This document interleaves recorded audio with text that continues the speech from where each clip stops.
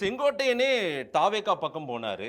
OPS தன்னுடைய முடிவை தான் எடுக்க போற முடிவை 15ஆம் தேதி எடுக்க போற முடிவை டெல்லியிடம் பேசிட்டு வந்திருப்பாராம். அமித்ஷாவிடம் எல்லாமே பேசியிருப்பாங்க. நமக்கு வந்து 2 பேர் நடுவுல கான்வர்சேஷன் நடந்த போது நம்ம வந்து மற்ற ஊடகங்கள் மாதிரி ஓபிஎஸும் அமித்ஷா மட்டும் பேசினதுல பக்கத்துல இருந்து பார்த்த மாதிரி ஃப்ராட் பண்ண முடியாது. நான் அதை செய்யல. புரியுங்களா?